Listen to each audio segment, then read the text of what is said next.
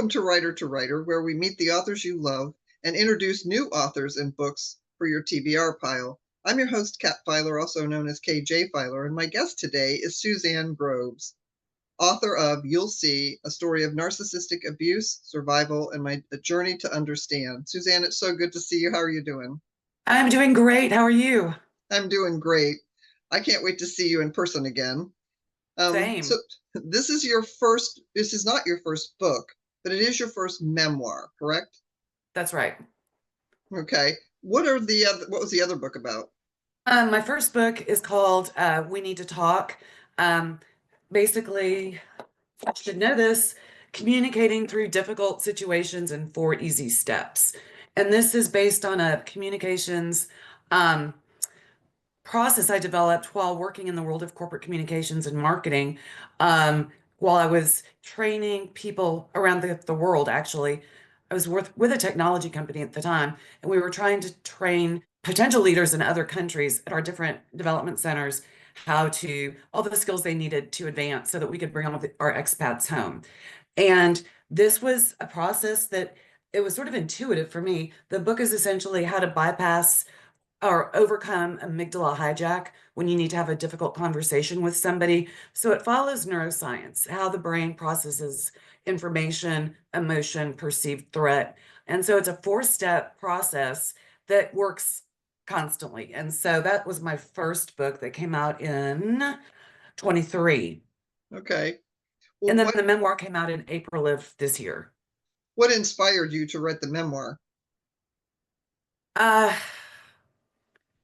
Well, let me start with so what the book is about is the 56 years that I spent, I'm now 59, um, living under the control of a very narcissistic addict father.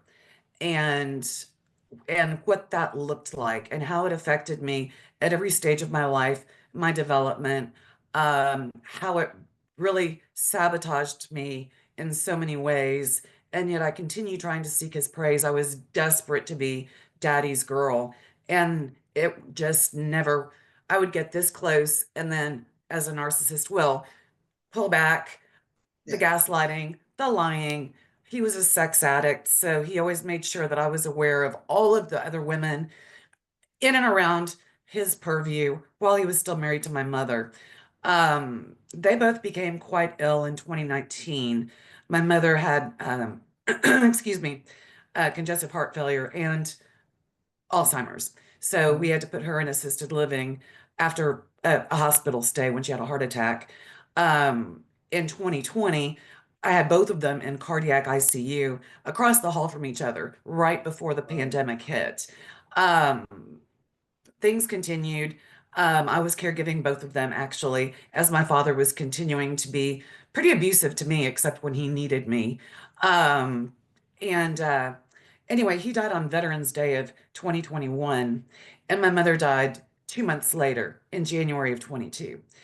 And as I was going through all of their things and finding other artifacts, things that I really just didn't want to know because I had known quite enough, I just felt this profound anger.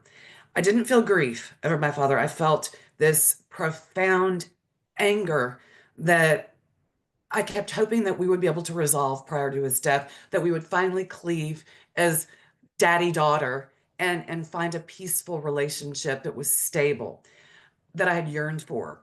And that was taken away from me. And so I started to write the memoir largely because I needed to piece together all of these vignettes beginning when I was 4, um, in a way that could, it was like putting a jigsaw puzzle together. I was trying to put the pieces together to understand the dynamic, and also to understand and really make peace with the fact that it wasn't my fault.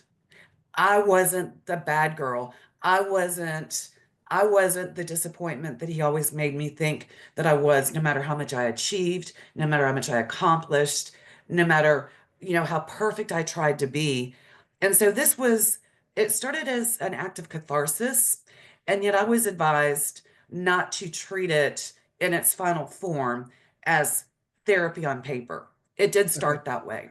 But I had to write it with the reader in mind, which is what is do I want someone to get out of this book? It's not just my personal purging. It has to be meaningful. It also occurred to me that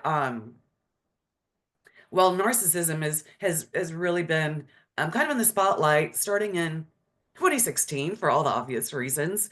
Yeah. Um, and I think that it's only now that people are really starting to understand narcissistic abuse as being every bit as damaging um, and traumatic as emotional abuse, verbal abuse. Well, it is emotional abuse and verbal abuse, physical abuse, sexual abuse. The scars are invisible and they're impossible um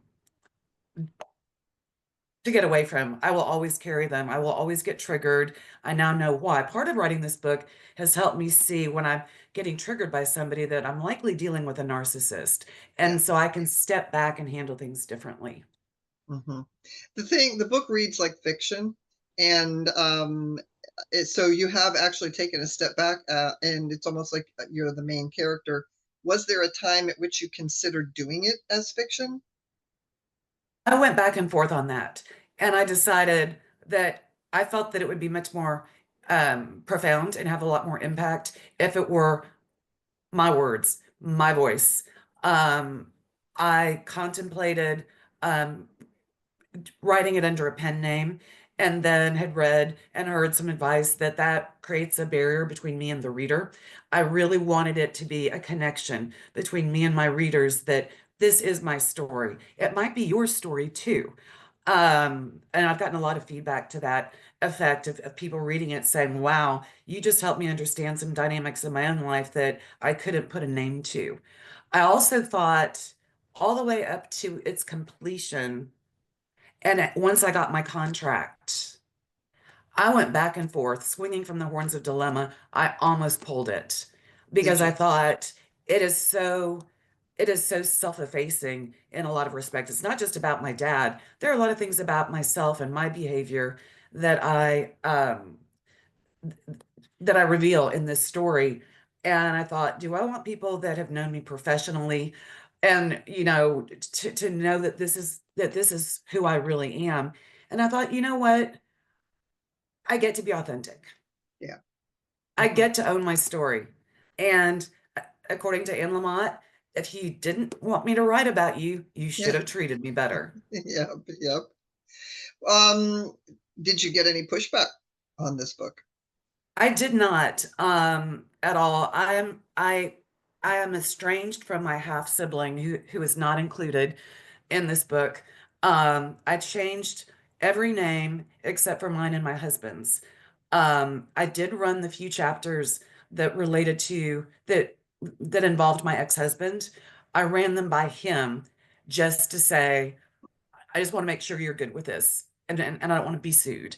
And his response, quite predictably, was, "Well, we remember things a little bit differently as it relates to our marriage.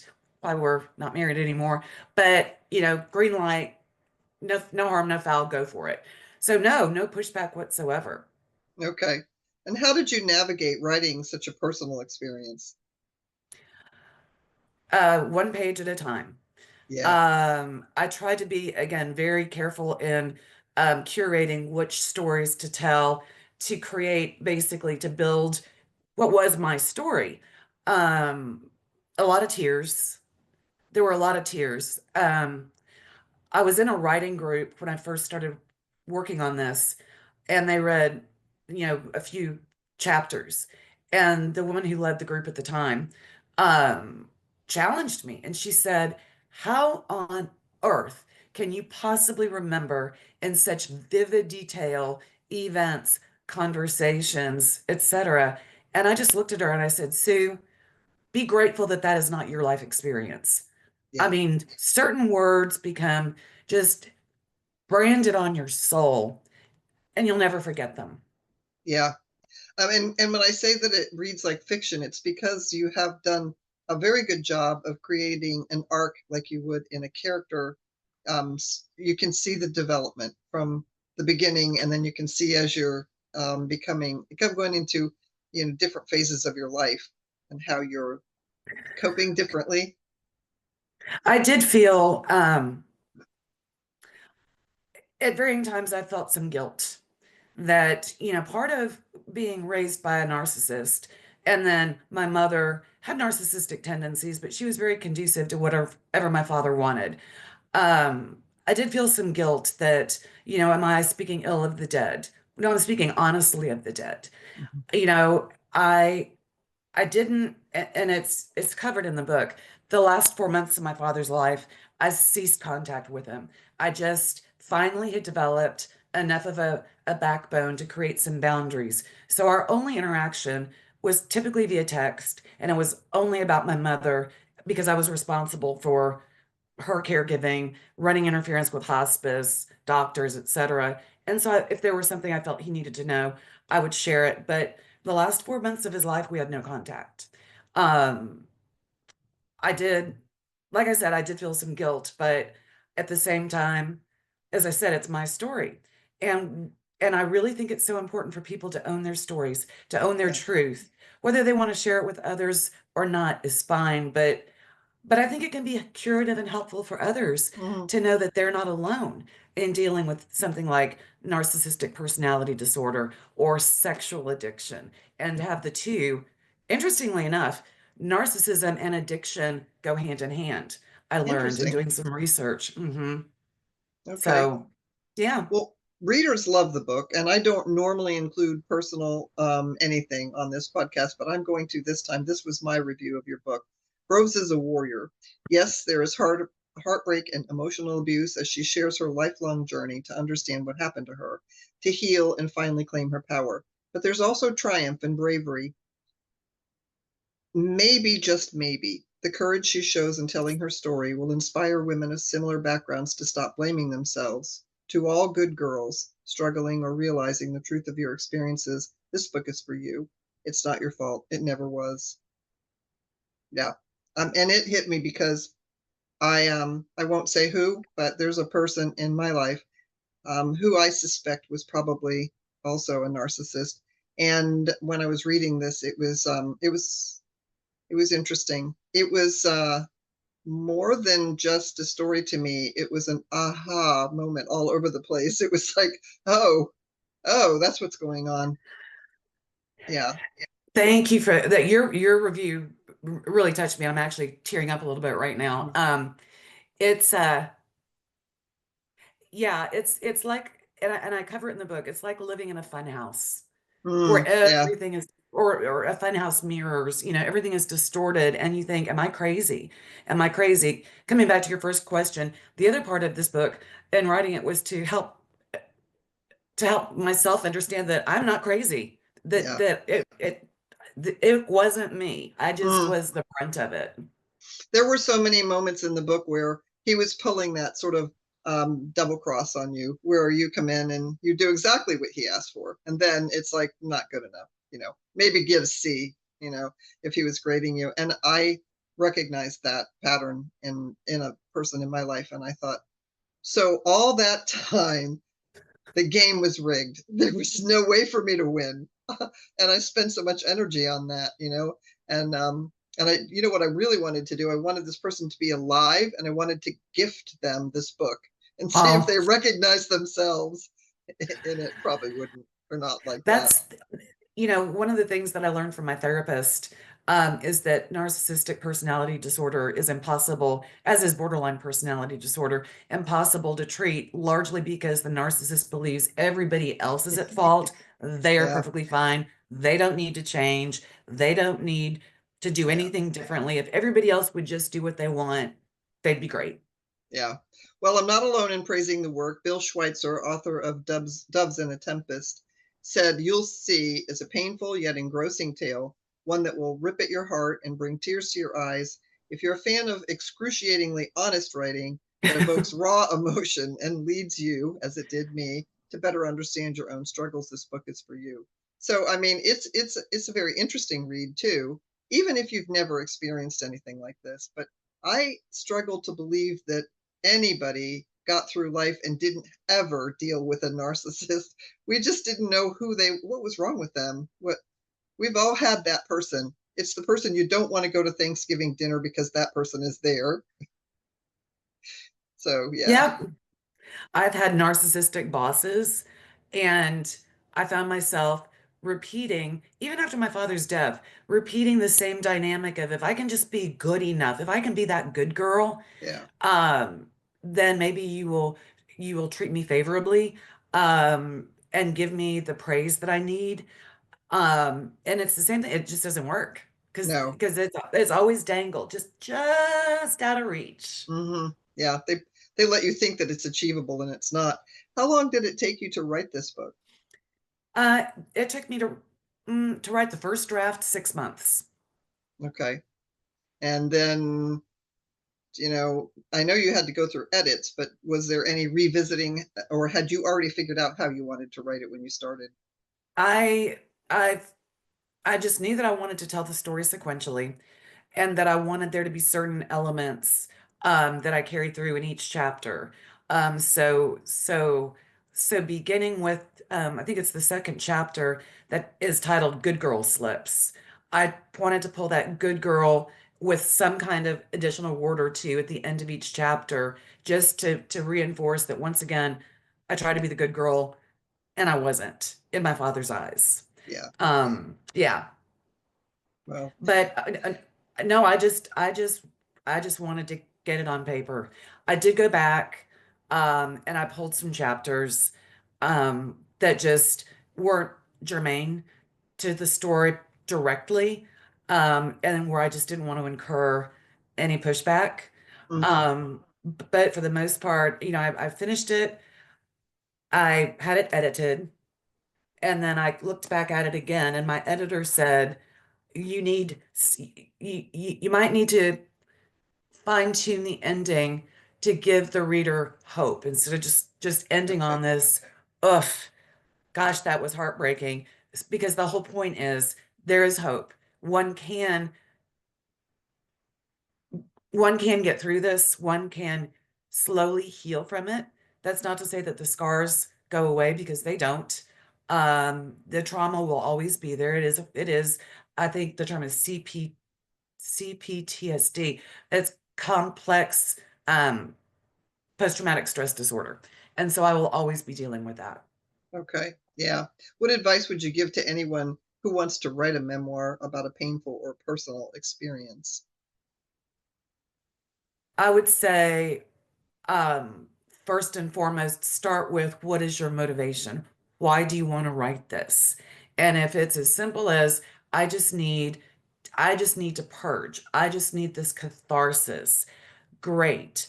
But then there's a next step, because going back to an earlier point, you can't treat your story, if you want others to read it, as your personal therapy. You have to know, what do you want the reader to gain from this? And are there any life lessons? Are there things that you wish you would have done differently in the moment? Those things could be included, but I would say take a big breath and step firmly into your bravery and your voice, and do it. hmm Yep. And take off the gloves. I mean, no kid gloves. It's your story. It's your life. So Yeah. own it. I'm aware of somebody, I don't think that you know her. It's another author that I know who has read your book and sat down and decided to write her story. And when she got Okay. all done with it, she had every intention of publishing it. She already had a relationship with a publisher and it was definitely going out. And at the end, she gave it to her editor, got it all cleaned up, and then reread it as we do. If you want to, you better love your book because you're going to read it 75 times. But and when she got all done, she said, "You know what? I don't need anybody else to know. I know, and I sorted all of my issues out. And not that I'm better now, but I understand it. And so whether you publish or not is not necessarily the reason. It's not the reason to write it or not to write it. So yeah. I've been writing since I was quite young, and was in talented and gifted programs, etc., and was encouraged early on that I had an ability, and then I made a career of writing. So writing is the way I process the world. hmm And whether it was the corporate world and I was helping them process the weirdness that they were doing or what have you. That's my way. For others, it might be painting or sculpting or cooking, but to me, it is a process of trying to make sense of this crazy thing called life. Yeah, absolutely. Yeah. Well, So Suzanne, it's always a pleasure to see you. I want to thank you for taking the time to talk to us. Readers, as always, I'll leave the links below so you can find Suzanne, her books, and stay abreast of all her passion projects. Please remember the nicest thing you can do for an author is leave a review. You don't have to write much. I mean, if all you have time for is just some stars, do that. It's the book version of like and subscribe. And on that note, please like and subscribe Writer to Writer now if you haven't already, so you'll never miss an episode, and so we can continue to bring the authors that you adore. Thank you so much, Suzanne. It's thank been a you. pleasure. Thank you. Thank you.